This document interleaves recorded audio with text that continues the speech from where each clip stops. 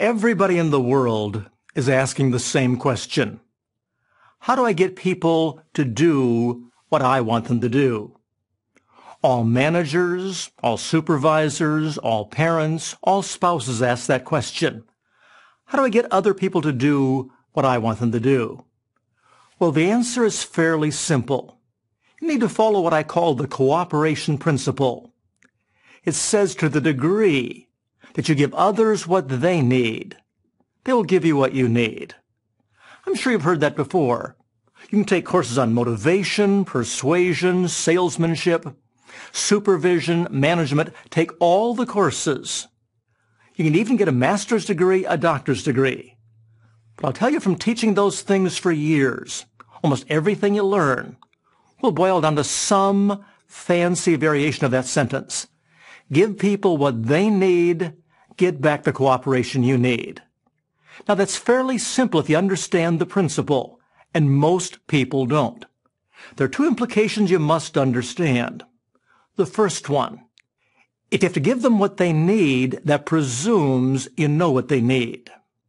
And most folks get this wrong. They presume that everybody needs the same thing. Treat them the same. After all, that's fair. Try that and get no results. Because everybody has what I call a respect frame. Looks like this, rectangular and shaped like a picture frame. I call it a respect frame. Inside of which are all the things people can do to make me feel loved, important, or respected. The catch is what's in my frame or your frame are all a bit different.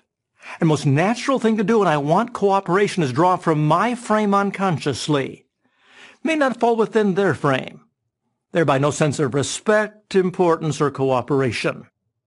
I may think, for example, it's a great idea to praise somebody for a job well done. And so I say, Maria, great job on the project. And Maria says, talk is cheap, give me a raise. Different frame. I may give someone a pat on the back and say, good job. They may say, get your hands off, sexual harassment. Different frames. Kind of looks like this. We'll call this hand person A, this one person B. Give you a generic example. We'll call this one husband, this one wife.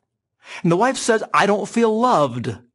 Husband says, what do you mean you don't feel loved? I do all these things for you. I do this and this and this.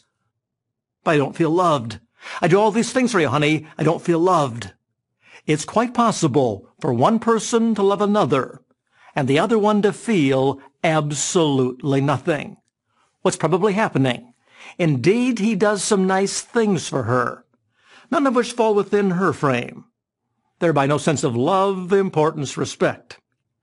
And so the first implication, got to know what they need. Which brings the second implication, and that is got to give them what they need. And most people get this backwards. The parent might say, yeah, I'll praise my kids if they get better grades in school. The manager says, I'll believe in my employees when they work harder. Or somebody in sales says, I'll get excited if they make the sale. But that is not how cooperation works. First you believe in the kids, then they get better grades. First you encourage the employees, then they work harder. First you believe in your product, then make the sale. Get the sequence right, you get cooperation. Mess up any part, always have conflict on your hands. And so again the question, how do you get folks to do what you want them to do? Pay attention to the cooperation principle. To the degree you give others what they need, they'll give you what you need. Cooperation, motivation, productivity. Watch the principle.